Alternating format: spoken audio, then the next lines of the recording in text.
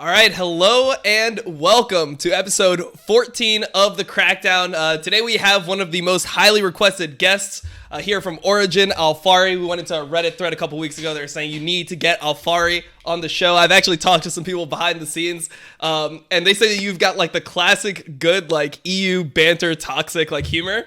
So hopefully we can get some of that on the show. Yeah, it's a pleasure to have you here, man. How are you doing today? I'm doing good. It's good to be here. Yeah. I mean, the thing is, though, Dom, he's not like he's coming on the show at the best moment in his career. He did literally tweet like mere days ago something along the lines of like they've given up hope that he's ever going to win the LEC title. Like, what the hell? It seems like what's going on? Like, you seem like you were pretty down in the moment, though. Yeah, in the moment, I was pretty down. I mean, I thought we were going to win, and we lost to G2, so I felt pretty shitty. But now I'm feeling fine again, ready to try again next bit. Also, it doesn't look as bad now that G2 just fucking stomped the final. Like, now all of a sudden they look pretty fucking good. Yeah. I mean, you guys put up a better fight against them that Fnatic did in the final. You had a better chance of winning that season than Fnatic did. Yep. Yeah, so I mean, I guess that's a good place to start right there. We could talk about the G2 Fnatic final. We all just watched it, and it was a pretty one-sided. It was a 3-0 stomp. Like I don't think people were expecting that. I actually thought that, you know, based on the split and based on how Fnatic looked during the playoffs, I thought the Fnatic was going to end up taking the series. I just wanted to get your perception on it. Do you think that just Fnatic might have some mental disadvantage against G2 because they've lost so many finals to them? Do you think that might have played into like the reason why it was so dominant? I actually think so, maybe a little bit. I also think that they are probably a team that's like a little bit prone to tilt. So after like the first game and the second game, I think we really started to show in the third game. Like people started running it down, and yeah, I don't know, they just got totally smashed. And I actually thought the series would be a bit closer. I still thought G2 would win, but yeah, Fnatic were just overforcing like crazy, and G2 just punished them really hard. Yeah. That's what was so whack about the way the series went, though. It's like if G2 won, I wanted it to be that it was like an epic 5-game series. They had to battle their absolute best, you know. Fnatic just rolled over in this match. It was whack. Like, this is one of those ones where I really wonder about, because obviously we got a different format now. Like, I know in the past we had like a double elim format, but it was slightly different last year. It makes me wonder, like, what the two teams were doing practice-wise. Because obviously G2's had all these matches they just had to win to get here. They'd beat you guys, the Mad Lions, then play Fnatic. Like, was Fnatic practice against you guys when you were in the lower bracket? Like, who did they scrim? We scrimmed them a few times while we were in the lower bracket. I'm pretty sure they were still scrimming like other LEC teams, like the ones that were remaining. Everyone had to play some National League teams or like Turkish teams as well, because obviously, you know, other teams still scrimming. So they were practicing too. I think that they're probably a little bit overhyped coming into the match, Fnatic, because I mean, they beat us, but the first two games, I think they had like a really big draft advantage. And then the next two games were actually like super messy from them. And then Mad, they 3-0'd. And then Mad they exceeded I don't know how they beat G2, but they did it. So I guess that like also helped Fnatic with the hype. They also just got smashed by G2 afterwards. So I think Fnatic was a little bit overhyped. They're definitely not a good team. I think they underperformed, but I still thought G2 was favored going in, even though they had to climb to the lower bracket. I mean, one thing I was gonna ask you about was like, did you see any of the range support things coming? Because throughout the playoffs, it didn't seem like this was a strategy that G2 had showed. So, I mean, for me, I was wondering, did they just like hold this for Fnatic? Like, did they have strategies where they're just like, hey, we know what fucking beats like melee supports, but we can beat the other teams without it? Like, maybe they didn't have to pull it out against you guys. When I just did Summon an Insight like at 2 hours before this, and we had Sven, who obviously was like friends with Mithy and played with Perks and all these guys when they were in G2. He basically said that before the final, Mithy had told him that all G2 is going to play is like Yuumi, and they have no idea what they're going to do in that setting. So actually, as far as I can tell, Fnatic had no clue at all that they were going to see these mad bot lanes of like fucking Kog'Maw and Lulu. I don't think they had any anticipation of that whatsoever by the sounds of it. Yeah, I didn't think they were going to play like Kog'Maw, Lulu, and I think they with Jano as well. I think these picks were kind of just like prepared in the last week, I would assume so. And it was clearly something they prepared like kind of specifically for Fnatic, because they wanted to give Reckless Aphelios to make sure that Hylissang was playing Tam Kench, and if Hylissang's on Tam Kench, that's pretty good. That's the 200 IQ draft right there. Yes, exactly. So they give him a power pick just to fuck with their support. Okay. So they had something prepared, I guess, and yeah, I didn't see it coming. I mean, I thought they would play Yuumi. They smashed us with Yuumi, and every single scrim they smashed us with Yuumi as well. So yeah, Mitty like talking about that as well. I would have assumed they would have played more of that, but they just had something else prepared. Yeah, I just wanted to get your perception on it because I assume that maybe you played them in scrims or maybe you guys knew this was coming because when you listen to G2 and Grabs, like he goes out afterwards and says like, yeah, we've played 2 games of Kog'Maw, 2 games of Lulu, like the entire fucking split and we just ended up picking it in finals, which when you hear that, like that's something that an NA team would never fucking do. No way. Like NA teams are so scared to try new picks and it's so crazy to me that in such an important match, they were so willing to like speed run the draft into like the fucking like Lulu into Tom Kench, where I think that there must have been, I'm not sure, I watched every game. I'm not sure if there was another Tom Kench pick, but I feel like somebody else had to have picked Tom Kench against them at some point in the other drafts. And it just never was like a Janna or Lulu. Like none of this stuff ended up coming out. So like, I don't know how a team gets the amount of confidence to actually pull something out that they haven't practiced that much of. No, I totally believe that they did actually just play like however many games they said they 2? played. Oh my god. Yeah, I think that's true probably, and they just like prepare what they think is good, and their opinions change all the time. So they decided, yeah, okay, let's just go with it. And it worked. Respect. There's something sad, Dom, that actually, unfortunately, is going to make LEC sound whack when I reveal this, which is on this last week when I did Elitist United with Veteran. We had Grabs and Mac from Mad Lions, so the 2 coaches there. Like, it is before they played their matchup in the lower bracket final. Right, when they were discussing that, Grabs essentially said that the whole game plan G2 had for the spring split was they were literally just like, not phoning it in, but they weren't like try-harding for the split. And then they were going to use the time for the playoffs, like the 3 weeks or whatever you were going to get, as like the warm-up time. Like they would like peak time, rather. Like they would try and peak for the playoffs and be the best at the end of the playoffs. So the problem with that is that sounds like a brilliant excuse when you lose it, but they actually did it, Dom. Like that, by the end of the playoffs, they did win the championship. So that does sound a bit wax. It makes me feel almost like I'm fucking watching fake wrestling, and it's like I thought this guy was going to win the belt, but like the original company man just gets to win the belt every time. It's like that feels a bit whack. Like I thought it was a way more competitive split until they told me that. Because the problem is I can't say it's not true now that I look how the actual playoffs went. Like they looked awesome in the lower bracket. I definitely respect that type. Do you buy that, Alphari? Do you think they really were just like chilling? Do you think, like, because that could be like half good PR, half true? What do you think? I mean, they definitely could have tried harder, but at the same time, like most teams don't like go all out during the actual regular season games. Obviously, playoffs is where you want to be like really good. That's when you're gonna like start playing maybe like a third block and really like tunneling on what you need to improve on. But I think maybe G2 are like a little bit more relaxed than other teams, even though it's regular season. So yeah, I buy it. Yeah, I mean, I definitely think it's like a respectable way to approach the draft. I mean, and just like approach your team's like burnout throughout the season, because I think that was one of the main things that Grabs and them cited throughout this, was that like because the season is so long, even if they end up going back to like the Perks Caps, like Perks going AD carry, Caps going mid, the fact that they've like taken time to learn other roles, it keeps them more fresh. So it seems like they're just like the type of team that doesn't really care so much about necessarily winning the spring split guaranteed, and just they're looking forward to like how to pace themselves throughout the whole year and looking towards like, hey, we're probably going to be having to make like all these tournaments. We're going to most likely go to MSI, go to Worlds, etc. How do we make sure that we are peaking in terms of our form right as Worlds hits? But yeah, I mean, I guess back to the series itself. I mean, one of the things that I found the most strange was this was the weakest that G2 looked in the last like 3 splits where we've had Fnatic G2 finals. This has been the weakest that they've looked. And for them to have such a dominant final, it seems like it was mismatched to how the split was going. Like I really thought that Fnatic would have their best chance in this series out of like the last 3 years. And I mean, we got a 5-game finals in summer where they were down 2-1 going into game 4. And it just seemed like they just, yeah, like this was a complete stomp. And normally Fnatic versus G2 games, there's more of like a bloodbath, there's more aggression, etc. But it seemed like Fnatic really kind of rolled over and died in the series. So I would just say that was pretty surprising to me.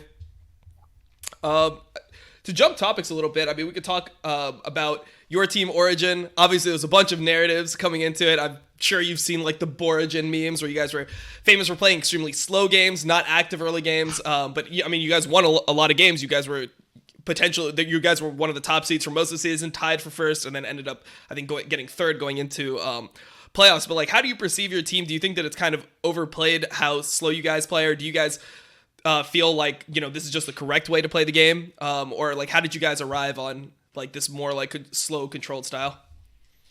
I mean, I think this like playing slow early game thing, it was definitely true like for the first half of the regular split, something like this. But this is like mostly just compared as well to Fnatic and G2. Like the other teams in the league, it's not like they were playing like crazy fast. Well, like Mad Lions, for example. Yeah, exactly. Like it Mad like got better with this as well, but at the start they weren't like this either too. So I think that at the start it was true that we played slow, but then, I mean, compared to again Fnatic and G2, who are like picking at least in all these early game junglers and just, you know, playing the smashy during lane phase. We were still like, I mean, it's like we weren't playing early game, we were still playing early, we just weren't playing the same as them, which we had to improve on, which we did. And yeah, I think it was overplayed because you can see in playoffs, while we did choke like quite a few early games, we also like executed some early games really well versus both Fnatic and G2. Like the game the game we lost against Fnatic, we actually like the last one, the fourth game, we had a really good early game. We played like much faster than them. We forced like South mid to cover top dives, bot lane died 2v2, their top lane was getting like dying to every gank. Or versus Fnatic where we like, or versus G2 I mean, where we I think 4-man dove the mid in the game we won. And then we like counter gank top with like another few kills there. I'm playing like Renekton and stuff like this, like more aggressive type champions than I guess just like Karthus and farming, which is what like the narrative was, that you know, we just pick a scaling jungler and we just AFK in lane and then eventually we win. But also that's just like kind of a good approach to take regular season games, since we were a new team and we weren't like that comfortable trying to play super fast and diving everywhere. We just weren't good enough to do it at the start. Do you think it was a coordination thing, or do you think it was just like specifically the players you have? Because when I think of Xerxes, you know, he was really good on the Gragas. He's the person that was drawing so many Karthus bans. He's normally like more of like an efficiency based jungler, I would say, in terms of the league, rather than self-made and Yankos, who are much more willing to like level 3 flip the whole game, etc. Do you think that that's like the reason for it, or do you think it was communication? Like, why do you think that the like your team kind of developed this style? I mean, I think definitely it's like partially at the start, it's partially with the players. Like Xerxes is really good, but it's like one of his strengths is like his efficiency in jungle pathing and not so much in like taking early game risks. Whereas, you know, like Jankos, he's like really good at seeing like where he needs to be to like get a free kill. So I think this was like one thing, and it's also just like his style of champions. But I think he's also like really good on other champions like Lee Sin, and at least he can play this, it's fine. I think it was just like a synergy thing in the at the start of the split. Like this is our first split playing together as a team compared to Fnatic or G2, who have, you know, obviously they've made like a small changes in the roster, but it's basically the same.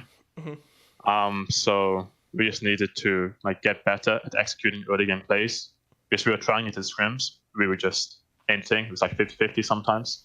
Whereas now, in like the latter half of the split and going into playoffs, while we still defaulted to not wanting to take too many risks in the early game, at least for playoffs, I think we played early games okay a lot of the time. I mean, we either like entered early games really hard or we won them really hard, is what I would say.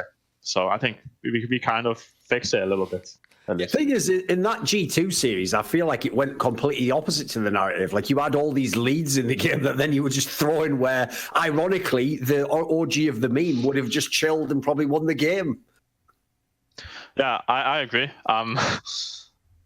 Yeah, we were doing pretty solid against G2. We had like leads in a lot of games. It just came down to not even about macro, I think. It just came down to like just fucking up in team fights in like crucial moments, just messing up and getting caught, stuff like this, just like really stupid mistakes. So not like stupid, but just like small, just like really impactful mistakes. But early game was mostly fine, yeah. I agree. even though your team has never been, none of your teams have been like the number one team in Europe, and obviously never won the championship, as referenced with the tweet you said earlier. Like, how do you view yourself individually? Like, can you individually think I am the best top laner, even if OG isn't the best team?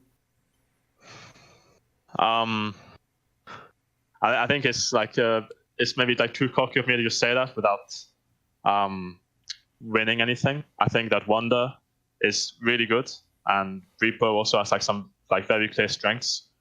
So there is like actually good competition in Europe, at least these two. I do think I have like strengths over them for sure. Like I think that I'm actually probably a better laner than both of them. Yeah, definitely. Yes, I think this, but they are like, well, at least Wonder is like also a very good laner. I think Reaper is like, he's good, but he's like, he like has other strengths. So yeah, I don't want to just like go and say that I'm the best when Wonder has like been better than me like many times before, and he obviously like works really well in G2 too.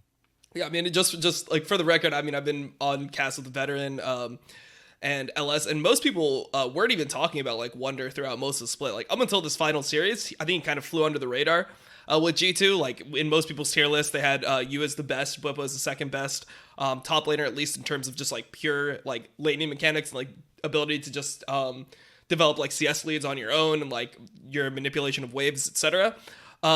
So I guess from playing against him, like, what do you think Wonder does like in games? I mean, obviously you said he referenced he's a good laner. He looked like a good laner in the Fnatic series. But what has been like the main thing that you're like when you're playing against this guy, you're like, oh, he's fucking good at this. Like I need to develop this skill in order to like win a title. Do you see anything, or is it just kind of like, you know, random how you feel like the games are played out for him, or like do you think that his teammates are just kind of like outperforming?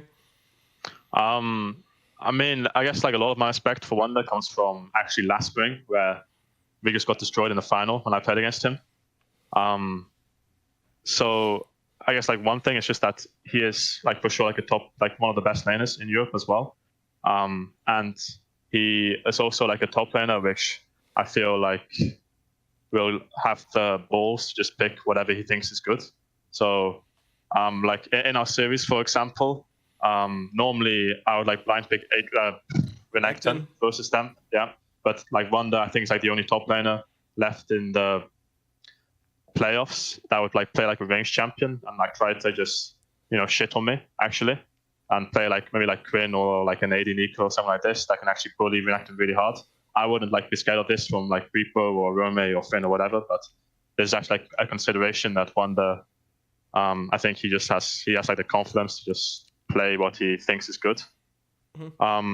And I think he also actually works really well with Jankos and with his team as a whole, especially in the early game. So I think Reaper looked probably better than him during this regular split, but I think that he was being played around like in a huge amount. It was always like Southmade was maybe not always, but a lot of the time it was always Southmade and Reaper were playing for 2v2s, and Jankos was generally to top, and Jankos was usually playing for mid lane and then helping bot lane. And Wonder was just kind of, you know, on a support, maybe even on the tank and just chilling. So I think it was hard for him to shine as much as Bwipo. So yeah, I just think that actually Wonder and Jankos probably like the hardest 2v2 to play against if they actually like want to play top side. At least like going off scrims and going off like previous splits playing against them. Yeah, one thing I wanted to just jump in there and ask you about, because you mentioned the Renekton, and the counters to Renekton have always been like the range champions, such as Quinn, and even like Kennen used to be a counter to Renekton, etc. And we see like almost no one picking them. Do you think it is purely a confidence issue, or is it because of like Blade of the Ruined King being so good on Renekton now? Maybe the lane's not as bad as it was before. Like why don't we see those counter picks more often? Because like as somebody who is co-streaming the games, I know LS was doing it the same, and like for people that have, you know, watched the games for years, you'd always be like, oh well, first pick Renekton is normally not that good because there are so many counters to it, like Quinn with Cleanse, Kennen with Gunblade, etc. Like can just beat this champion. Is it just Blade is that strong, or are people just like not confident on those range champions? Like how do you perceive those matchups to be, I guess? I think in Europe it was like mostly like a confidence issue for like a lot of the top laners. Like most tops would just pick like a tank into Renekton rather than play like a ranged champion, which is like really playable for Renekton. You still get ahead early game, and you like usually get TP advantage and just kind of play a game. So this is what like Bwipo would do, or like a Rome would do for sure. but I think it's just like about your champion pool. Like it's still like much harder to play against, you know, a Cannon or a Quinn with Ignite or Cleanse than it is to play against a tank. I just think that they just didn't like practice it enough, I suppose. Also, some of these champs can be hard to blind pick since the meta kind of developed being like Renekton was a flex, where you can like pick it on red side. It's like usually like stronger on red side, and you just flex it all the way down, and then, you know, if there's a blind pick Quinn, suddenly you're gonna be in a bit of trouble. Or like it's gonna be like shenanigans where the Quinn's gonna like try to go mid lane to max your Renekton, and you're gonna have like double flex on both sides, and then it's just like a 50-50 during lane phase. Like if you get the right lanes, which you don't really want the 50-50 in champ select in a playoffs game usually. So that's a factor too. That makes sense. But if we talk about the top laners, we have to address the top lane difference in this final for LEC then, because that was supposed to be one of the most interesting lanes, and it actually ended up being whack, because up until that final, like, you could probably argue Brimpo was having his best split as a player. He looked awesome in Fnatic most of the time. He looked like MVP since Proxer was gone, he was looking awesome, like everything was going great. And then in this final, like, it's rare you can usually blame one person, but he takes a lot of the blame for sure for this one. Yeah, he had a pretty bad series, it's true. I think, I honestly don't know how to explain it completely. I do think that Wonder is like a better laner, and I think that Jankos like matched Selfmade really well. So usually Selfmade is able to make like pretty good plays in the early game, but actually like Fnatic was just one getting ahead. And then, yeah, I mean, the third game, there's like no excuse for what happened. He just kind of ran it down in lane phase. First game, I didn't really like the Sylas pick. I think that's just like kind of hard to work. Don't make work. It's you have to be like really, really good, and you have to get a lot of resources because the matchup in itself is already like not good for you. So that matchup is not good inherently, Sylas versus Origen, because we've seen it like a bunch, and it seems like that is what people view as a counterpick to Origen. Like you're supposed to theoretically get to a point where like once you have your W max with Conqueror, you just like can never lose trades. You don't see that as a winning matchup for Sylas, really, at least not early. I mean, yeah, not early game for sure. It's like a losing lane phase. When you scale, like when you get level 8 or 9, then you can actually start winning, sure. But I also think that, I mean, only just like wins like 1v1 or wins 2v2, just naturally doing a lane, I think. And then he gets like he reaches level 13 eventually, and he gets like his fucking 2k free gold items. Then he'll start upgrading to his teammates. So yeah, then he's also stronger in the Sylas mid game, so it's only then like really late when Sylas, I think, is good. So you have to, I don't know, you have to like make it work. You have to just find like kills somehow, which usually Fnatic are pretty good at doing, but they like fail the dive top lane, and then fail to dive they just like, yeah, they actually just failed dives like everywhere, and then they got caught a few times, and they're also getting outscaled. So yeah, I think that was a rough draft. I can definitely agree with that. I mean, one thing that Bwipo even mentioned, I watched like a video with him talking to LS, was like the gangplank. Like he thought that the most egregious thing of that series personally was like he thinks individually he played poorly, obviously, but he thinks that him not having the confidence to pick gangplank in some of those lanes was, you know, a really big mistake on his part, because when you're into range support like that, and you are playing like tank versus tank, and the enemy team is a range support and you have a tank support, it's almost impossible to play tanks like in team fights. Whereas he believes that like maybe Gangplank would have been better at, you know, zoning the Cog Lulu, etc., and like being able to play the lane phase. So I mean, I guess that's something that we could throw in as potential other pick instead of the Sylas in those games. Obviously, you probably wouldn't want to pair it with like Lee Sin and just have like a full AD fucking team comp with Aphelios, but I think the Gangplank in general was like kind of a solution that they identified a little bit too late. I mean, yeah, they probably should have like played a different carry in the first game, and I also think the Zac pick. I mean, I guess they didn't expect the Janna as probably last pick, right? But yeah, sacking the Janna is that's pretty hard for him as well. Sacking the Janna Trundle, I don't know what he's gonna do. So yeah, that's pretty terrible too. He should have picked another carry. Sadly, we picked the wrong week, Dom, to have LS on, because I'd love to hear him explain this week how an Nemesis is fucking brilliant and has all these amazing champions in his pool. Like, I think he's made the classic mistake, Dom. Nemesis can definitely lock the champion in Champ Select. Playing it in the fucking game of League of Legends, that's a different story entirely. Like, all I saw was that Veigar and Kassadin do absolutely dick all, didn't even do anything in fucking lane, and then just do nothing on the map. Like, I mean, I don't know the G2 directly attended this, but as soon as you break Bwipo, Fnatic has nothing. nothing. Like, the other two laners are the people who just fucking chill the rest of the game. So, like, where are these leads going to come from? There's nothing. Like, I don't think they actually genuinely went in with that game plan, but just once Whipple wasn't a factor, Fnatic all of a sudden looked like a tenth as scary. They were looking amazing coming into this final. I mean, I think actually I think it was like a lot to do with the Azir, why Nemesis had like a pretty bad first 2 games, and then even Perkz had a bad last game because Nemesis got the Azir. I think just G2 had like a really good read on how to beat Fnatic, or like maybe it's a better read on the meta, because they were like not being able to snowball bot lane and they're not getting matched up. Their jungle was getting matched everywhere, and then like the first 2 games, they were always like first picking the Azir, they were trading Azir for Aphelios. To like, you know, kind of fuck with Nemesis because his counters are like Veigar and Kassadin, which can work, but they're not exactly great. You prefer to have the Azir usually. So I think G2's like just idea going in, just like outscale them, and they couldn't even get a lead during lane. Fnatic, it was they just got destroyed. Yeah, I'd say the first 2 games were like more excusable for me because I felt like so much bad shit was happening around the map with like dives where Nemesis did kind of just get fucked. It's like they go for a dive bot, Azir comes back to lane with 2 kills, and obviously Veigar is not a champion where it's not a counter to Azir in like the context of you're gonna shit on this guy in lane. Like you're gonna, once you have your slow items and stuff, you can force out the cleanse pretty easily, and it's hard for Azir to team fight later on. But I think that like the first 2 games I was okay with because of, you know, the fact that everything else was collapsing. But I felt like the third game, if Nemesis was truly like a champion, like he had all the ability to carry that third game. Like there was so many mistakes that he made in like his last like 3 to 4 deaths were all just pretty much ints.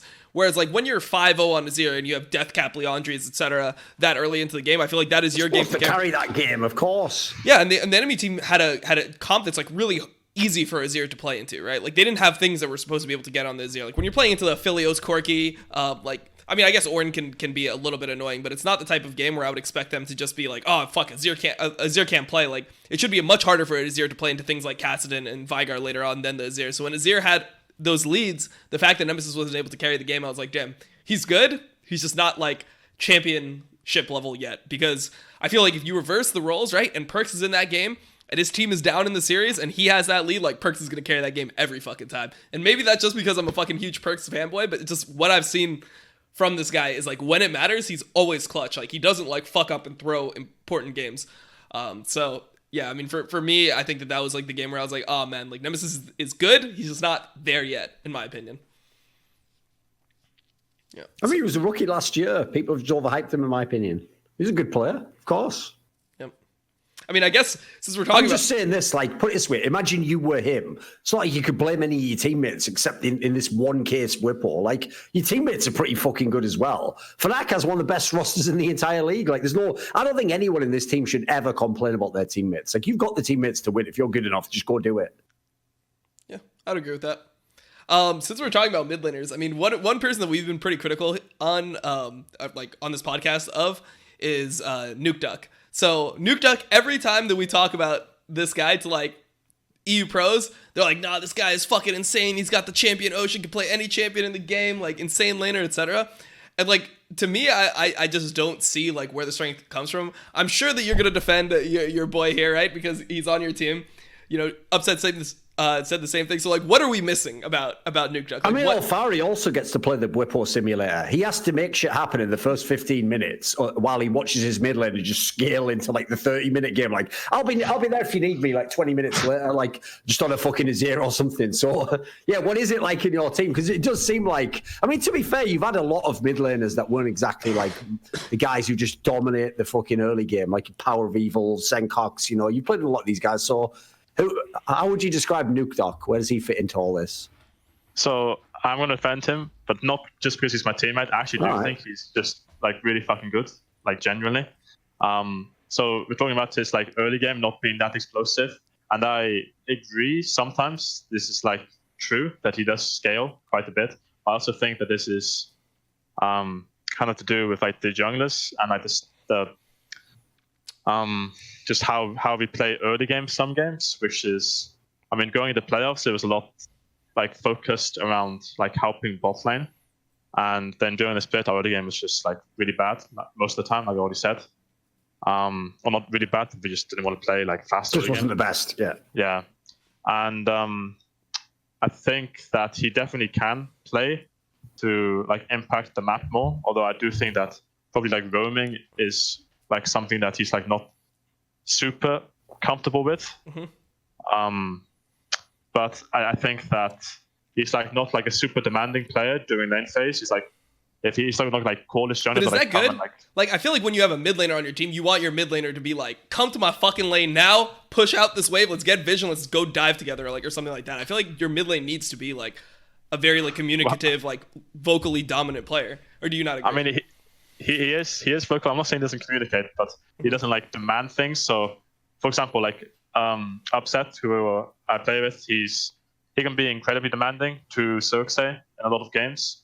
And if then on top of this, we had like NukeDuck also just like barking at Xerxes to come to his lane, then junglers are used to that shit. Don't worry. Yeah, then I don't know. I don't play jungle, but I can imagine it could be like a little bit stressful having like all this like please come here, etc., etc., etc. So it's like can be a good and bad thing depending on the situation, and I think it depends on the team as a whole. So I guess that's like maybe where the playing to scale a little bit comes from, but you can see like he also plays early game like really well. Some games too, like versus the G2 game where we won, he was playing LeBlanc and he had a pretty good game. He was roaming top lane and he was like also diving mid lane. So I think he like really has the skill. Like he's like one of the players, like not like Nemesis, that I could like really imagine actually like being able to win an LEC split. And he's also really smart. So yeah. So that's what you'd say like his advantages. So like when you look at him versus like Nemesis and Perks and last year Caps, like where do you think his advantage really lies? It just is like in his just skill and like being able to carry games versus them, like win evenly matched lanes, like etc. Or like where do you think like what makes him special compared to the rest? I would just say that he's like one of the mid laners who is actually like able to have like an equal or greater impact than Perks or Caps if they were playing mid lane too. If I was like I think Nemesis and Humanoid and all these other mid laners can be really good too, but I wouldn't see them like outperforming Perks or Caps. And NukeDuck is like the only guy I've seen who's been able to do it like multiple games. Is he a scrim god? Everyone always says he's a scrim god. Is he actually like a scrim god? Is there a difference between NukeDuck in scrims and on stage? I don't think there's like that much of a difference. I think actually he plays pretty similarly. Okay. Although some of the champions he plays in scrims are kind of weird sometimes, but he's not like a scrim god. We're all just like playing kind of similar to how we play in scrims on stage.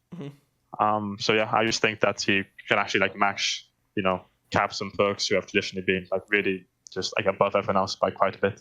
Hey, I definitely respect your opinion on it. For me and Thorin, I think we're gonna need to see him like actually win like a title. We're gonna need to see this in crunch time to actually believe it, because we've heard so many good things about him for so long, but like I just don't have like the faith. Like I don't think that if I had to guess, like, will he just pop off and like, will you guys just win next split based off NukeDuck's if someone prowess? put a gun to your head right now, Dom, and they were like, right, this gun can fuck tell no. the Fuck no. If all you have to say is, does NukeDuck ever win LEC? And if you say the wrong answer, you die. I think I know which answer you'd go with. I'm just saying. I'm going no. Just for self-preservation reasons alone, I think I know which way you'd go on that one. Yeah, definitely, dude. I'm going no. I'm going no, and exactly.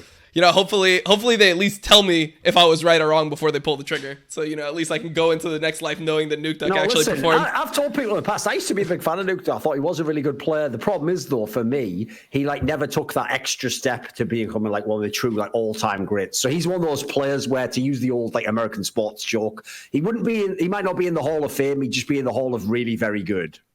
It's like, he's still a really good player, had a great career. He just wasn't Expecke, he wasn't Perks, he wasn't the people who won everything, unfortunately. Yeah. There can only be a couple of those people. And to be fair, you're playing the position that you have to basically be the absolute best at, pretty much. Yep. I can't remember a team that won LEC and their mid laner wasn't considered it never happened, mate. It never happened. That's why people don't get it. That's why I triggered them with that joke about Nemesis. The real joke of that is that's not even actually a diss on Nemesis. If the worst player to ever win mid in Europe was Prime Featherman, it's a pretty good fucking group, isn't it? It's only Prime Feather and Frog and Expecke, Perks and Caps. That's it.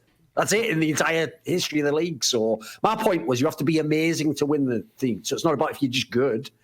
Yeah. Plenty of good people are probably never going to win an LEC title, sadly. Yeah.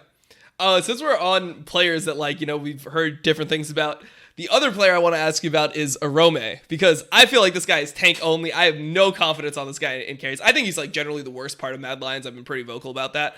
But everyone that, like, I've talked to, like, even veteran, who I guess he's kind of biased towards Mad Lions, but not too much. Like, I would respect his opinion. Everyone tells me that this guy can play carries. You know, it's just that Mad Lions decides to not put him on carries. But I mean, when I saw the Nico game that he pulled out in the G2 series, the first G2 series, I was like, oh, this just looks like, you know, it looks like a Rome on a carry. It looks like what I would expect. Do you actually like have confidence that this guy can play carries? Like, if this guy picked a carry into you and he had a good matchup, would you actually be scared, or do you think that this guy is kind of like overrated in this sense, at least by people that have, you know, Mad Lions and people like veteran, etc.? Like, do you think Arome can actually play carries, or is he just like trying to not lose his team? With your fake and the funk.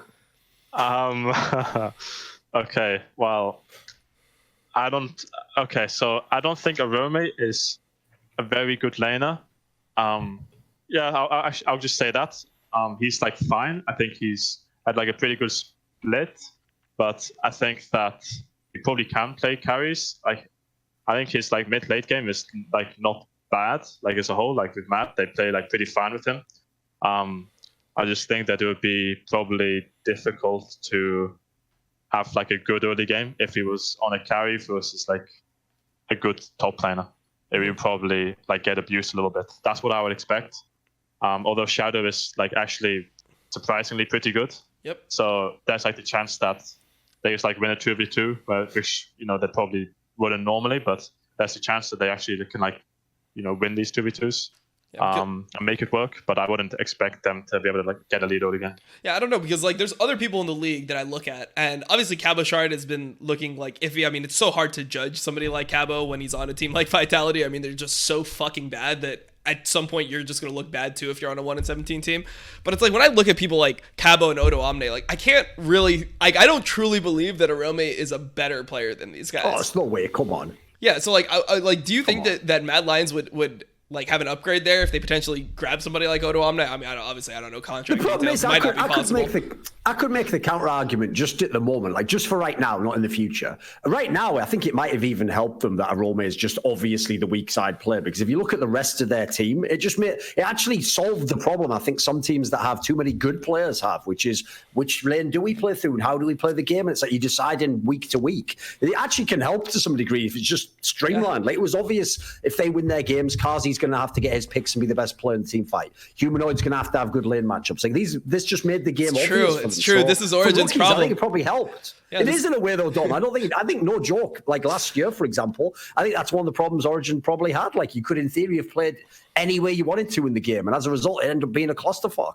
True. If they had Arome and not Alphari, Alphari's too good top side. He's too good. That was the problem. Yeah. They need a weak side top laner, so they don't have to play through him. I mean, that being said, like that's obviously a joke. When I look at Origen, it doesn't feel like you actually get like resources. Like I feel like that's why most people respect you as one of the best top laners. Is it doesn't seem like your team is just permanently fucking 3-man diving your lane or something, and like you're just setting up waves. Like it seems like most of the advantages are coming from you, like just 1v1 understanding. Your advantage to the rest of the team. Yeah, that's how I see it specifically. So I don't actually think that's like an argument against Origen, but like I don't know. I feel like the other players that I mentioned, maybe not Cabo so much, but I feel like IWDominate can play weak side. Like he's been a player that's his played shit, in teams. Man. That's basically what he did his entire career. Yeah. Yeah. So I mean, I just like do you like Alphari, do you think that somebody like Odo would be an upgrade? Like how do you view him, even though his team obviously had a relatively bad split? I mean, he had a really good split individually. Yeah. I think IWDominate. I don't know exactly like what Arome does in his team that makes him like really valuable, but they ended up finishing top 4, top 3. So that was like pretty good. Like considering their roster, I wasn't even sure they would make playoffs actually coming in. Yep. Same. And maybe like he's like really good at macro or something, but probably if you just like look individually from the split, then I'll probably say that IWDominate played just better this split. Yeah. He was definitely like a bit harder to lane against. He wasn't afraid to play carries and even like carried some games. I don't think IWDominate is like an insane player, but he definitely like had a pretty good split. and he showed like more versatility. Yeah. I mean, one thing that I guess we could bring up that just broke, like the news just broke right beforehand. I don't know if you have an opinion on this, but I'm sure that people are going to want us to talk about it. I don't know if you know what it is, but Doublelift is rumored to now be joining TSM. So I guess the way that I would phrase this to you is like, essentially Kobbe had a pretty bad split in NA. He looked way different. You played against Kobbe a lot. Like, he was just like this guy who we all viewed as like a late game team fighting god. You know, like, he's not the most aggressive laner, but if you get to late game team fights, this guy's like perfect positioning. Just like one of the people that you can trust to carry a game late. And it looks like he's getting benched after just one split here in NA for Doublelift. Like, does that seem off to you? Like, just knowing what he was in Europe, that for some reason in NA he's just like kind of scapegoated here on this TSM roster? Like, to me as from watching them, it just seems like it's a weird situation for Kobbe to be the one replaced on this TSM roster because of like how good he was in Europe for most of his time.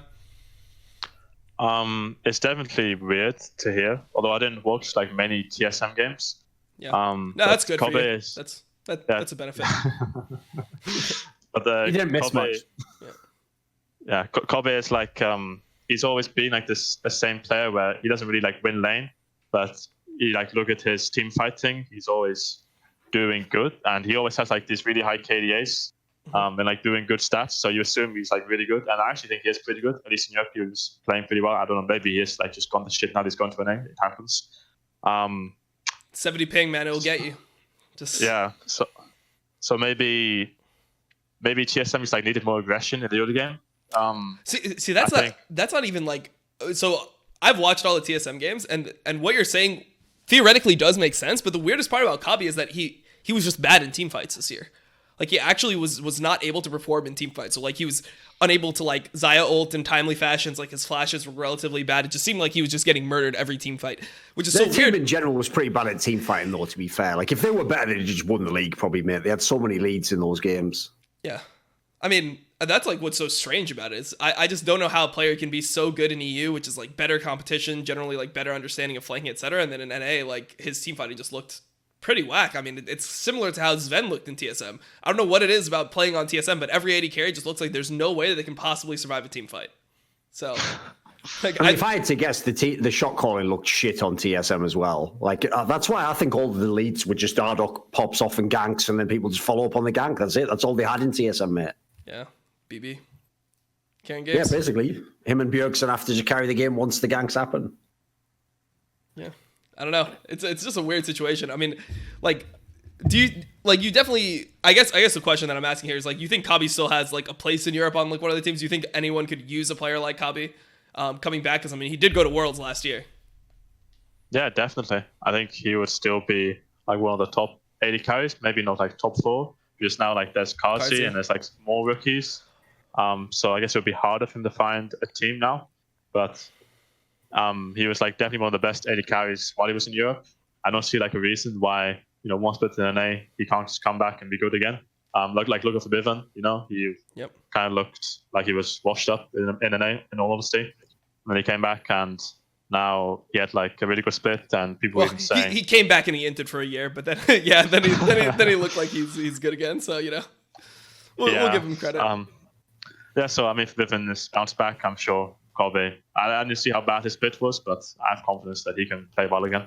Do you think that there's a chance that you ever end up in NA? Like, let's say you keep on feeling like you're not able to win a title in LEC. Do you think there's a time where like you just take one of these big offers? Because I mean, it must be weird as a player of like your caliber to see players like Huni in NA just run it down and be making like $1.2 million like a year, right? Like, that has to be like a motivator. Does that look appealing ever, or are you just so set on winning an LEC title?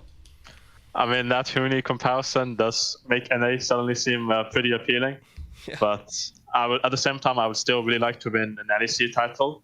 Although I will say that I think that with this Origen roster, it's probably like the best like roster on paper that could like challenge G2 or Fnatic for like the past, like, since basically since I've been in LEC.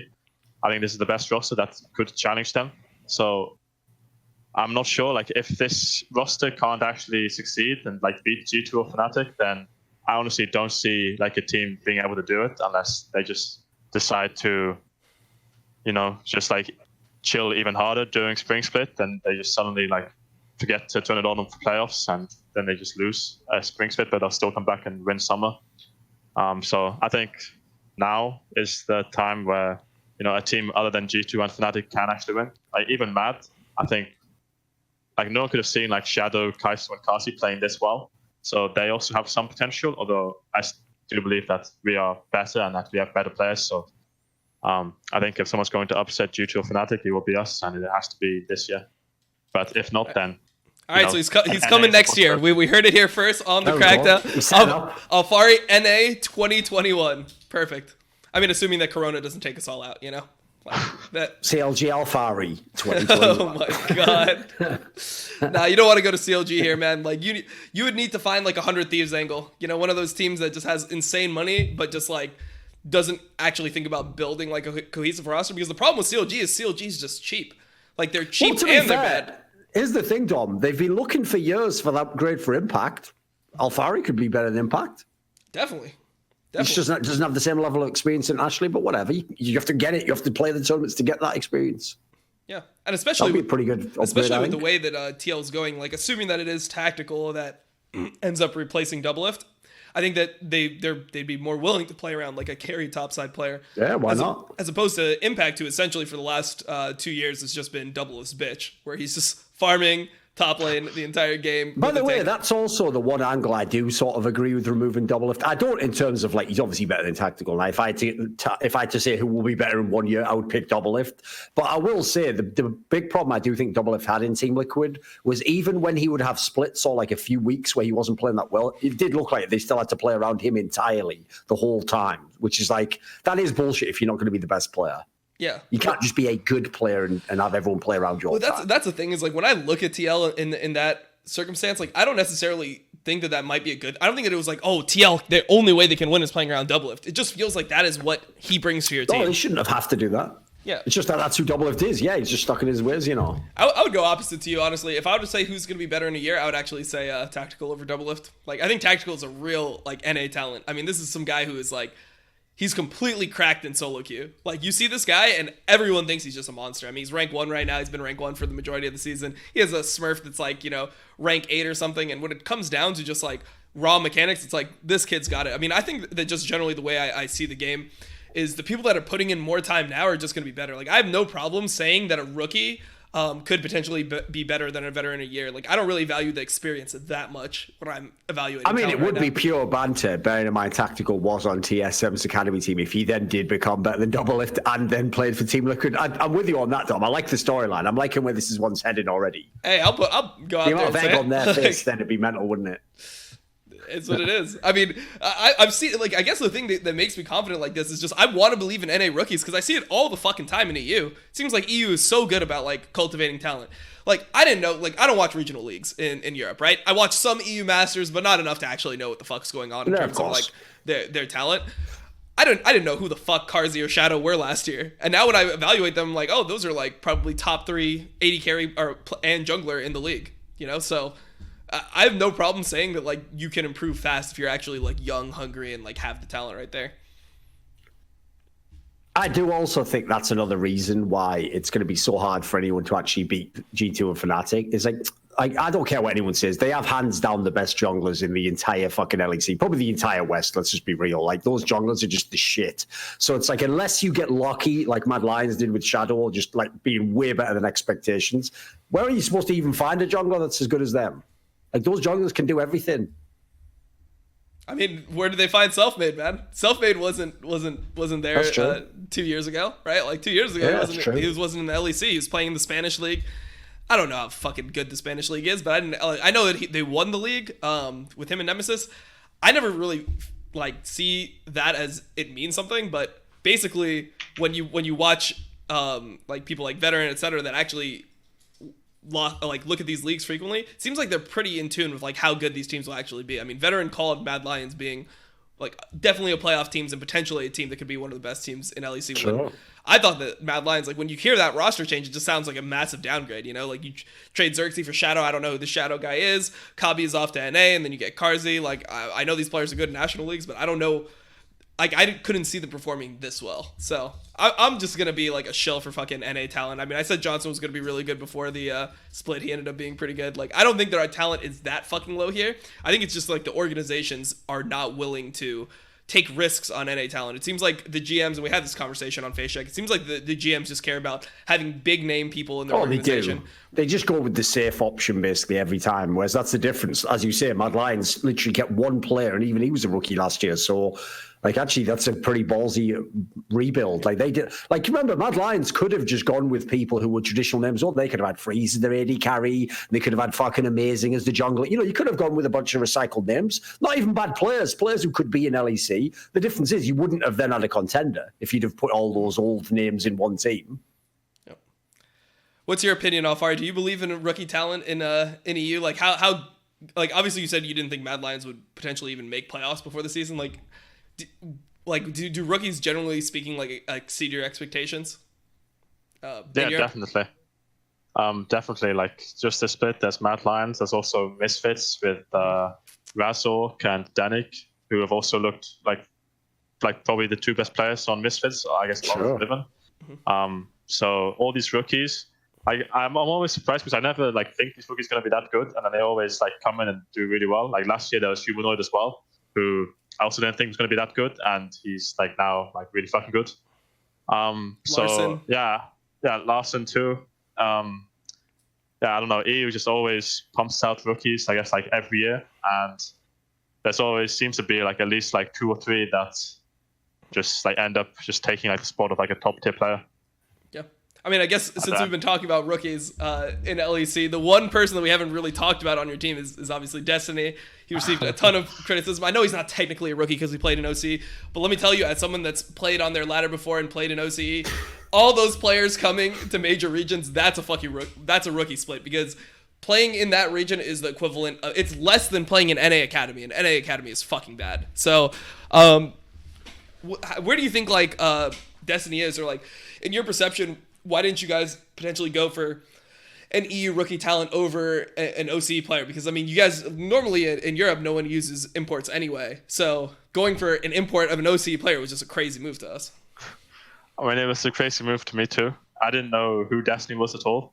But I have like confidence in, my staff who was scouting them, and Upset as well. Like also with a duo with him, and he like also had like a lot of power in who he wanted to play with. Is that actually true? Because we had Upset on the show, and Upset was like, "Yeah, no, I had no clue who this motherfucker was. Like, they just put him on my team." So did he actually like duo queue with him? Like, how much? I mean, supposedly, maybe I've been lied to, but maybe Upset just didn't want to take responsibility. He's like, "No, this guy started running it down. Yeah, I don't know who the fuck he is. Just blame management, you know." Possibly, but nah. I heard they do it, and they were like, they were getting along. Okay. And then our analyst Case, he runs numbers, and he ran the numbers on Destiny. He was like, yeah, this guy's pretty good. So that's how we got him. And there were like obviously some good like EU, well, like not good, but some promising rookie supports in Europe, like Danik and Kaiser. Kaiser, yeah. So there were like other options, but we went for Destiny, and I think a lot of criticism that he's been getting, I mean, I don't think it's like that well deserved, honestly. I think that, like you said, it's like his first split in like an actual major league, and I would consider his performance to be like at least like a top 5 for like LEC. I think the amount of like flack he's gotten for being like first split, being like top 5, I think is maybe a little bit undeserved. But I actually think he played like pretty well in a lot of games. Yeah, I agree. His champion pool was like it's maybe like a slight issue sometimes. I will agree with that.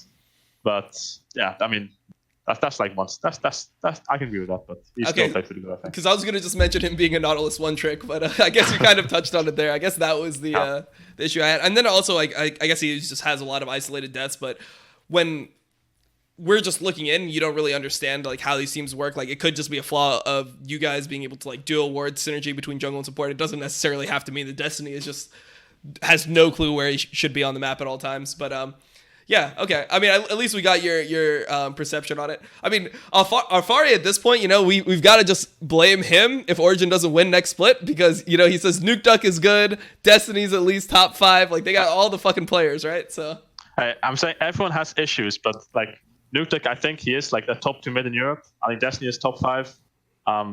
Both players have issues. I have issues.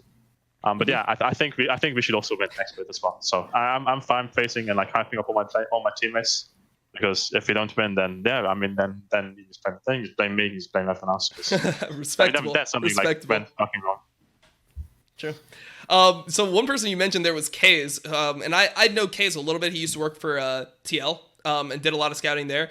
Is he like? Do you perceive him as a valuable asset within Origen in terms of like being a good analyst? Because people used to say in TL that he was like somebody that really helped with like draft and scouting, etc. Like, does he really like help elevate your teams in terms of like giving you information that you wouldn't have had otherwise?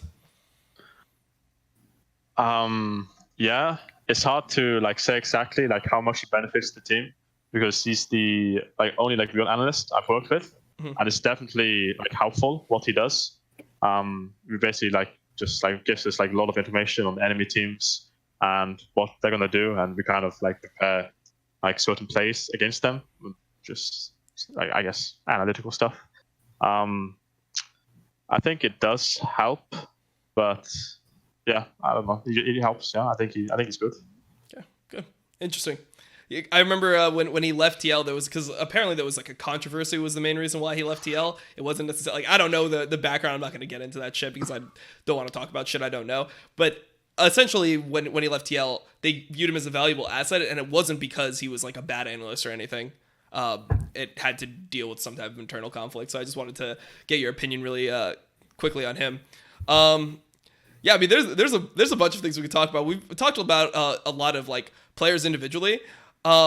I guess we wait a second, Dom. Here's the thing. Listen, Alphari did a great job playing defense for all his fucking teammates. Yeah. Okay. But I'm saying that's bullshit. Like, you're a way better player than the fucking teammates you have in Origin, mate. Like, some of them are like good. Like NukeDuck, I'm with you. He could maybe be like the 4th best mid laner. Like Cersei, I actually, even though I don't like his style of play, I do think he is good at it. So I'd say maybe he could be like the 4th or 5th best jungler. It's like, but you see what I mean? When I'm starting to put all these players in, there's not many players who are like the best at their role. So like, I realize not everyone in their career can just choose whatever team they go to. You can't just make a new team tomorrow. You've got to go with where you are in your career. But like, I get why you did that tweet, mate. I would be a bit frustrated if I was in your position. Like, individually, your game's exactly where it probably should need to be a potential champion, but it hasn't happened. And at the moment, as you say, you look at the landscape and it's like, well, with G2 and Fnatic's rosters, how are you supposed to beat those teams? It's going to be pretty hard. You're going to be an underdog anyway. So it is a tough spot to be in your career. But listen, respect yourself more, you know.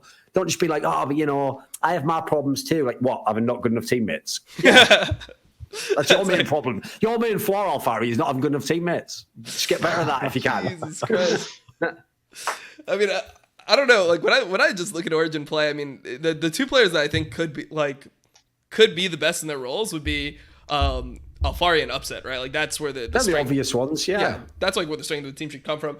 The only thing that I'll say is like I completely understand Alphari's mindset when it like because obviously it feels terrible when you're playing well to lose. Like I would assume that Bwipo feels like, you know, like even though it feels bad to fucking int an entire series like that, it probably feels better coming away from it where it's like he knows what he can do better. Like I think that when you lose and you feel like you're performing, it's really difficult as a player to be like, okay, so what do I need to do to fucking win? And you see some players just like end up like in just horrible situations. I know LS was referencing Korean pros. Like he thinks I think he thinks Summit is one of the best top laners in Korea, and he's just on a bottom tier team. So I can understand like the frustration there.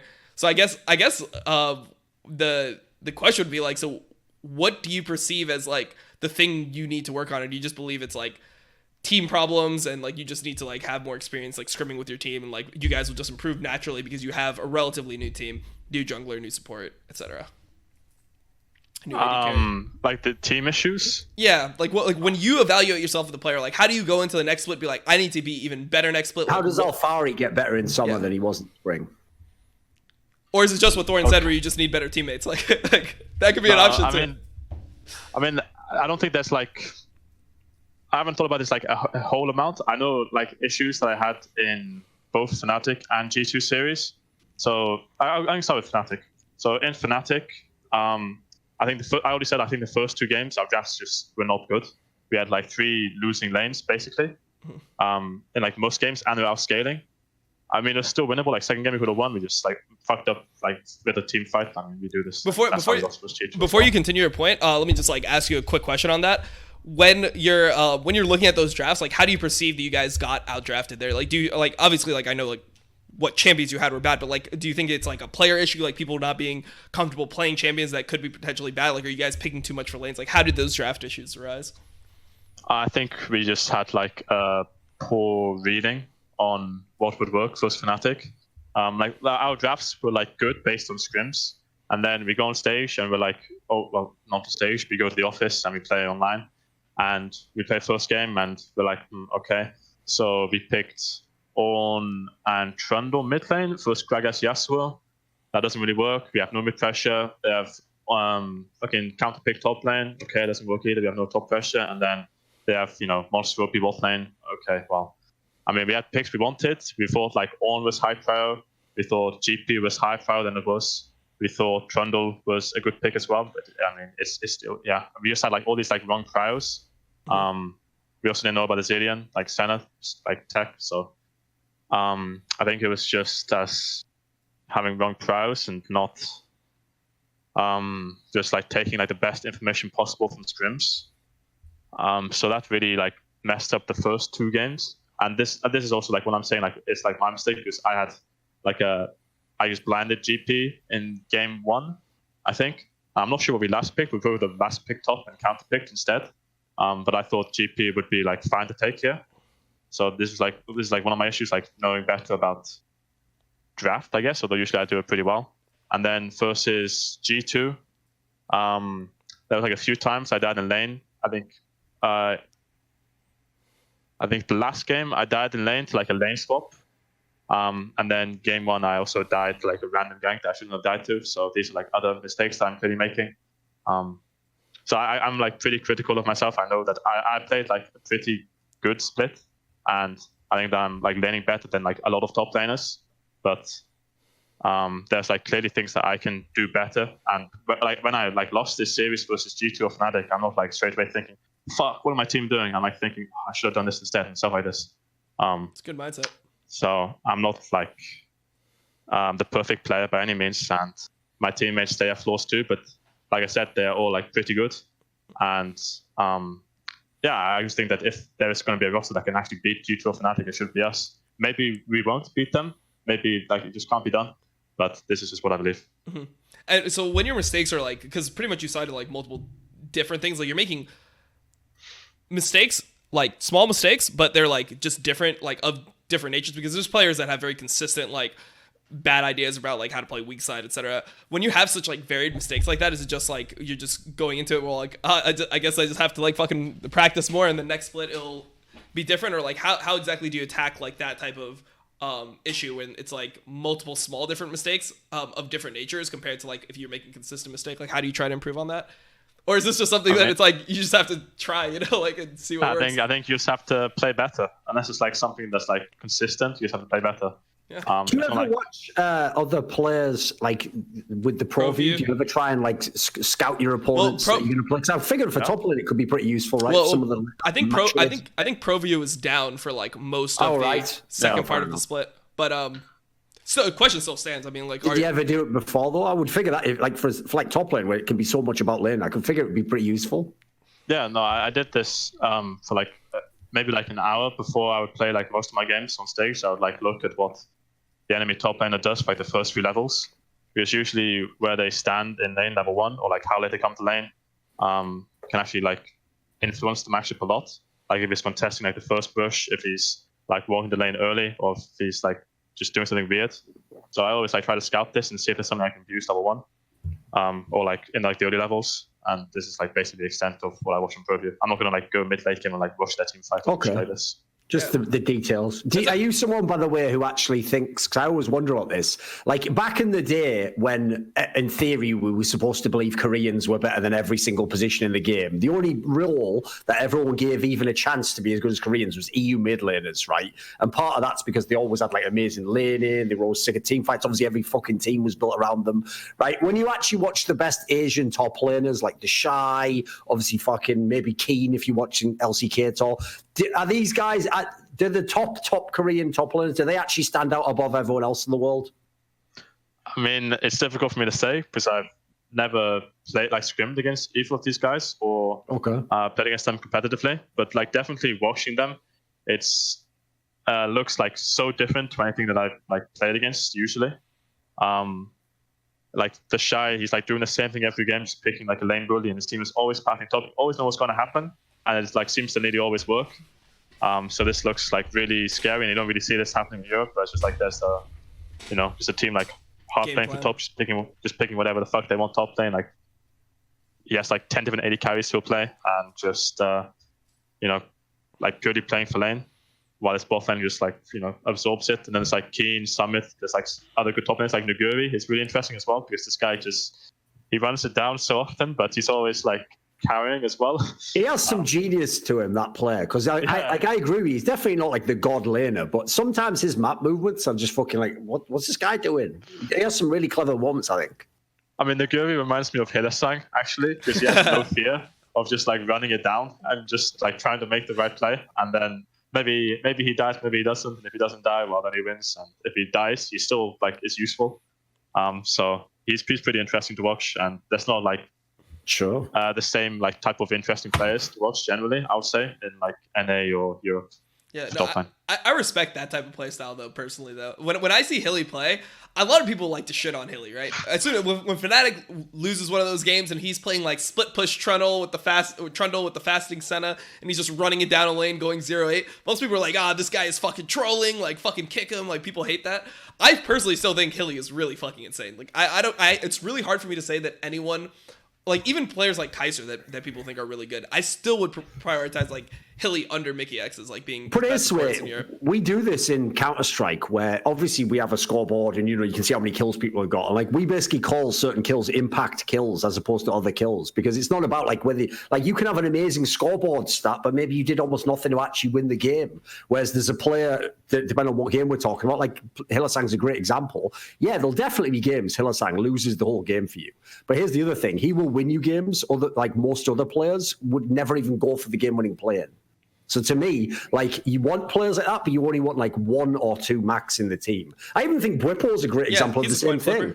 Like, one thing I always enjoyed about Bwipo's game is, it's obviously something that's quite interesting about top lane is, if you want to be someone who, earlier in your career, you are just an idiot, just pushing top all the time, you don't have to necessarily be put on a fucking leash and told that you will just play weak side 24/7. No, the other way to get good is you just learn how to make that an actual style of play. Like, make it that if you don't get the kills, you don't win. At least you get pressure on the map. At least you do something. Like, you can integrate players like that into your team for sure. No, I think I respect the most about Bwipo is like, when he makes a bad play, I don't think it detracts from his mindset as much as it does for like other players. Like, you see some players where, for example, when you see like a Rome, for example, if he goes for a play and it ends up bad, he's like playing safe for the rest of the game. He's like, all right, guys, I'm not going to fuck this one up for you guys. Like, I'm hands off the keyboard. Like, I'm just catching side waves and I'll show up to team fights and do my job. I always like that, like, Bwipo is not afraid to fucking, like, keep on going for plays. Like, sometimes, obviously, in game 3, he just power runs it down and you're just the laughing stock of the community for a while. But, like, every now and then, those plays end up good. Like, there's games where he's playing, like, a Malphite game, for example, and he ends up making impact plays that end up, like, carrying the entire game. So that, I don't think, is, like, the worst thing in the world. One thing, since when we were talking about players that I wanted to just throw in there was, is there anyone that you model, like, your gameplay after? Like, is there a player that you've seen that you've wanted to model your style after? So, for example, we talked to Niski before, and after you saw, like, DoinB's playstyle in Worlds, he really tried to model himself after DoinB as a player. So he started, like, spamming how he time. Works with the jungler and stuff. Like how he works with the jungler, like spamming time, like keeping the timers for the team. Is there any players in either Korea or China where you look at them, or like the Shy, for example, where you're like, hey, like, I really want to just try to adapt, like, the way this guy plays into my own game? Or is it kind of like you don't think that there's a player that's like that much above you that you need to do that? Like, you want to just be your own player?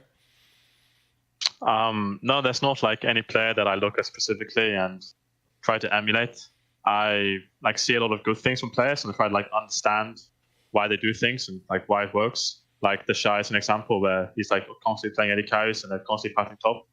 And I don't want to emulate this personally, but I'll like try to understand why it works and if it's good.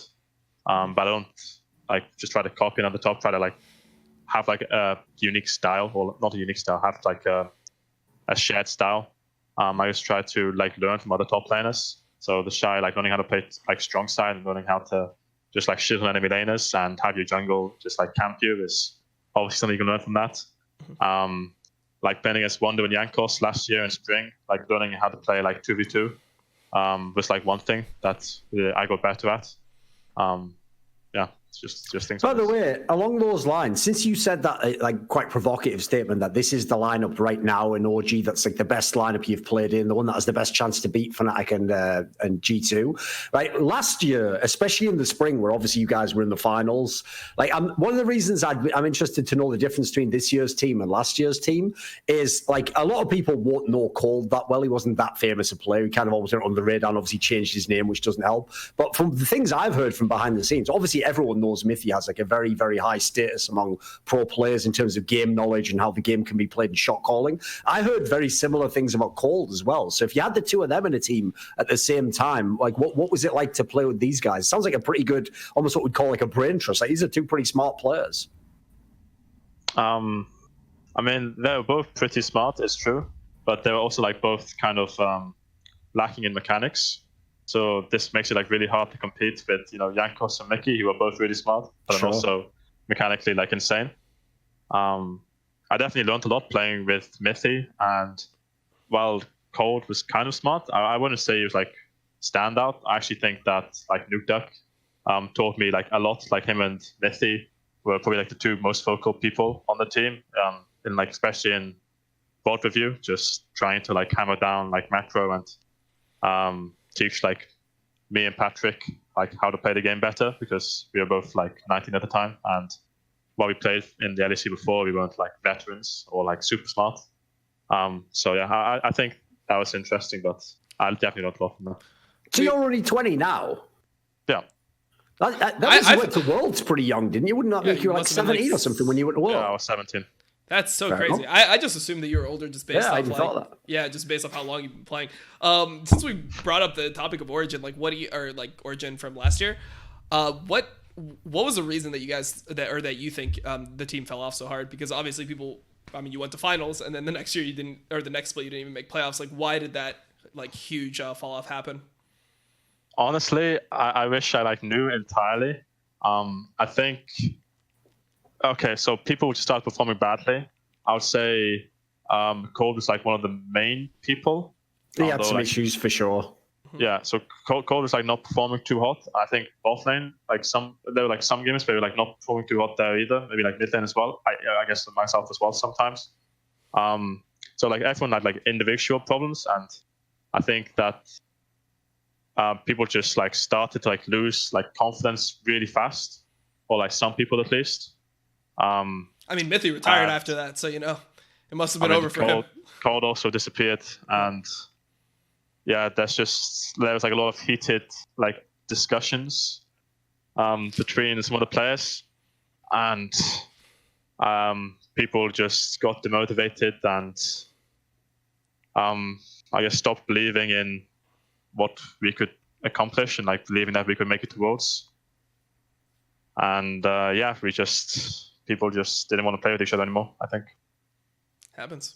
I mean, when you were speaking about like the way you approach lanes earlier, one thing that popped in my head is like, have you worked with LS before individually? Because because I remember him speaking very highly of you. He like watched you at a boot camp potentially, like with Misfits, or am I getting the story wrong? I think I remember him saying something about like seeing you at a boot camp and saying. I think when maybe it was the Worlds one they went to, LS definitely bigged up Alphari and said he was really good. Yeah, I think this was 2016. It was before I even played in LEC, Oh, right. I think. Yeah. Okay. It was like after I qualified with Misfits in Challenger Series, and we did like a pre-LCS boot camp, and right. I think that was it. But I never like worked with him, just like met him. Interesting, because I figured like the way that you're talking about top lane, like being really critical of like where somebody is standing in the first wave and like how you can use that to your advantage, like that seems like a very like LS train of thought of like the way that he tries to like talk about laning and like teaching top lane to just be like super like hypercritical about like every like interaction that happens in the first like couple minutes of the wave. So I thought that might have been something that could provoke a good discussion. But if you've never actually worked with him, then yeah, it kind of falls short there. It just I feel like that's a very like good mindset in general in terms of like approaching a lane state, because many people don't actually think about that type of stuff like that. They're just they view it in very general terms where it's like, oh, this guy pressures me for the first like 4 levels, and then once I get like this item or this back, then I just start winning the lane from there. It's not one normally thing that tilts detailed. the fuck out of me is because obviously some of my favorite players literally are famous for laning, like nearly all of them. If you go through the top 5 in your head, they're going to nearly all be god tier laners, right? The Shy, Froggen. All of them. Go pick any of them in history. You've got Flame, all right, laners, right? For literally ever since about season 5 or 6 onwards, every pleb fan has been going like, everyone knows how to lane. It's like, what are you talking about? Like, that's why I wish we'd had ProView back then.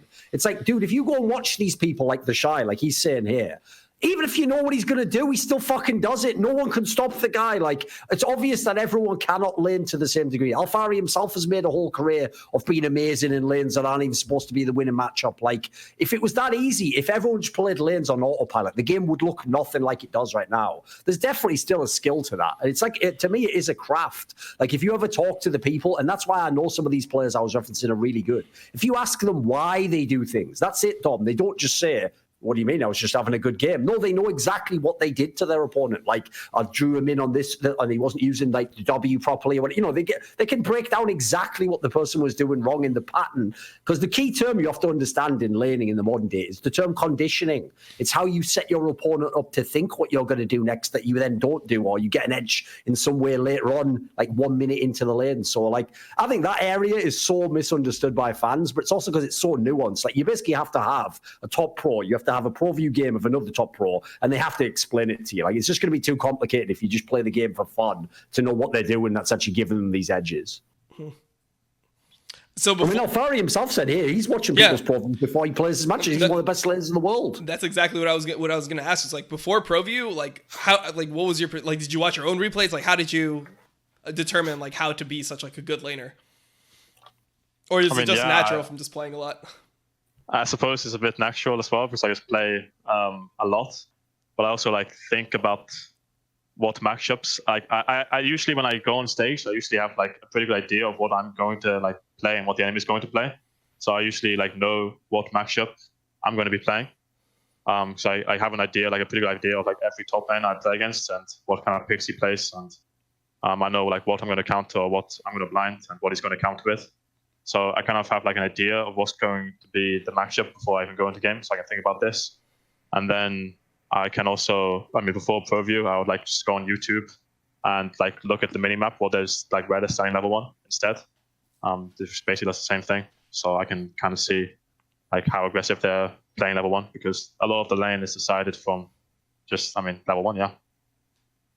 Yeah, it's a good approach to the situation. I guess.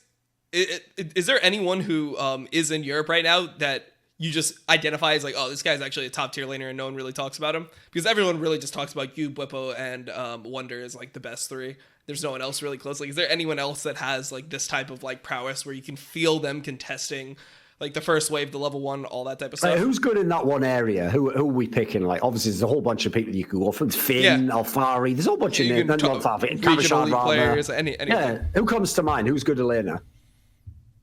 I mean, I would say possibly Finn on like specific champions. He can be like pretty aggressive too. Kled. He reminds me actually, Kled, yeah. Mm-hmm. He reminds me actually of like Reaper when he first joined the LCS, because he's just like too aggressive all the time, or not all the time, but most of the time he's too aggressive. And like even like happened in our series where he was just like pushing out when he had like no reason to do so, and he just like died because of it. But I think that he can be like challenging to lane against sometimes. Unlike his certain champions, he can like abuse level 1s or like level 2 spikes pretty well. And Inspired is also like quite good. I'm not sure how to rate Inspired exactly, because before the split, I thought he was like actually really good. But then this split, I don't know what really happened. Sounds like the whole Rogue team, to be honest. Like, everyone just thought that they were just so hot coming in. They basically had the hype this year. Basically, Rogue was supposed to be this year what Mad Lions was. Yep. Everyone thought they would be the team that contended and challenged. It'd be the other way. It'd be Mad Lions that just made the playoffs and did nothing, you know. Yeah. So I guess the whole Rogue was disappointed. So I'm not sure. Maybe Inspired is still good, but he can like still make plays top. Like I actually thought that's what Rogue were going to try to do in their series against us. I thought they would like try to contest this like hard 2v2 top, but instead they just decided to like put him on tanks. I mean, they had one game on Renekton where he inted, but most part it was like 3 games tanks, and they were just like playing on bots. So that was like a little bit surprising because I thought that I thought that's what they should have tried to do, and I thought that they could like maybe actually do this.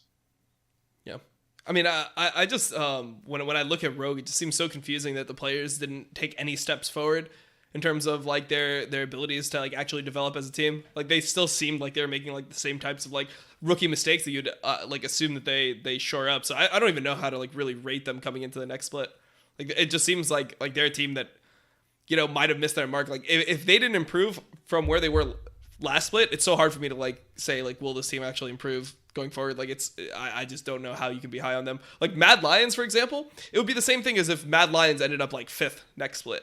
You'd be like, how did this happen? Like they were so good initially, like you'd expect that they would grow into like being an even more powerful team. But with Rogue, I mean, especially considering like the change that they made, it seemed like this was a team that people expected to be top 4 with you guys. Like I almost heard no one before the split not talk about G2, Fnatic, Origen, Rogue as a top 4. It seemed like thing is, the point he made consensus there about how like Rogue specifically approached the OG series, I do think that somewhat betrays the problems that Rogue themselves must know they have. Because I'm with him. Like I can see why on paper they thought like that their bot lane was going to be where they'd win the game, but like not really. It's not that big a difference, is it? Let's be real. So like to me, actually, if you really believe Finn is like the up and coming like potential one-day star that he's supposed to be when he has his picks, you should be playing through him. Of course, there should be a chance to win the series. But they looked like they didn't even attempt that. So I think that's almost like waving the white flag before you begin the series. Yeah, if I would have preferred that they like tried to play more at the top, I think that would have actually given them maybe like a good shot to win some games. I think I think they would have potential to like win 2v2 top. I think we'll probably still win 2v2, but I mean they could maybe surprise us. Yeah. I think the weird thing about that is it makes sense with the context of the players on their team. Like no one expects Hansama. I know Hansama has this reputation of being a Draven player. Since I've seen Hansama in the league, I feel like he's the type of AD carry that plays generally safe and like he'll scale throughout the game. And maybe if his support is like, so like obviously when you guys played with Ignar, like if the support's feeding him kills, he can look like a beast later on. But I don't really expect him to like 2v2 win lanes. So I feel like the drafts for Rogue were really weird because they would draft a top lane matchup, like they would draft Taliyah with a Renekton top, and you think when you're playing against Taliyah Renekton as a top laner, it's like, oh, there's gonna be fucking a level 3 dive, there's gonna be some type of gank like empowered Renekton W into Taliyah combo. Yeah. Like that's just a standard combo, and they don't go for it once the whole game. And while they're drafting the Renekton Taliyah, they're also drafting a Draven lane. So when you look at that, like I don't know if there's some blame to be put on like coaching staff or like how much like the drafts are actually impacting it, but to me, I feel like when you have 2 lanes that need a jungler in it 24/7, it's not going to be a good look for you.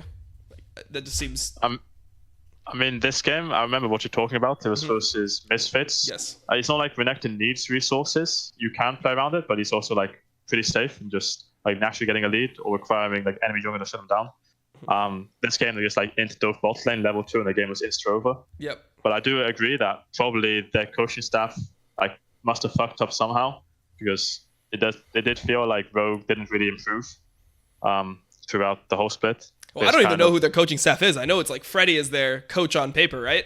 Like who else is working for Rogue? Like I literally don't. Like, I mean, because for example, like when I look at Origen, I can talk about Gyota, I can talk about Kha'zix. Like I know who is on your staff. Like you look at G2, like you know who's on their staff. Like I don't know who actually works for Rogue and helps this team actually improve. Like I wonder if Rogue would have been as good as we think they were if they had Mad Lions coaching staff, because Mad Lions has a pretty like respectable coaching staff. Mac, Peter Dunn, etc. Like that seems like a good coaching staff for improvement. So I don't know if maybe like the talent on Rogue was wasted by not having the good coaching staff in place. Possibly, but I also don't think like while I think that like they have like some talented players. Like I think their top side can be decent. I don't think their like bot lane is like crazy talented, honestly. So maybe they'll be better, but I don't think they would like be a contender. By the way, what did you actually think? You know, during the split when the OG Fnatic game was like the marquee game of the week, and they did that hype video where you guys were in all like the fucking mirrored like areas with all the different like neon colors, and it was like building up you versus Bwipo as the matchup. What did you think of that trailer? I thought it looked sick. That one actually made you look like a baller, dude, as opposed to just some like fucking British guy just playing top lane, which is all you actually are, just a nerd behind him on it. It made it look amazing. Yeah, I mean, IWC production has been pretty cool. Yeah, it was definitely interesting, this bit, going down to the studio and having like these fucking mirrors and lights and there's like tunnel. They did a pretty good job with that. It was cool. It was banger. It came out awesome. I hope they do more of that stuff. I mean, obviously they couldn't because the split got fucking wrecked online, etc. But I hope they're going to do that in the future. And then I played Soraka. Yeah, unfortunately, the game didn't live up. Like, you know, in the fucking highlights, you were playing like Camille, killing everyone, then it was like, the best game of the world's coming up. Locks in Soraka. Like, wasn't it Soraka and you played into like Pantheon with a Talia? It was garbage that game. Then I played against Pantheon Talia, yeah. Yeah, Pantheon Talia. All right, good luck surviving. It was a good game on any level. We got stomped. It's a brutal matchup. I mean, I think that those games are necessary though to like elevate the league, because up until then everyone was just like first pick fucking Soraka and you just auto win the game. It's uncounterable. Yeah.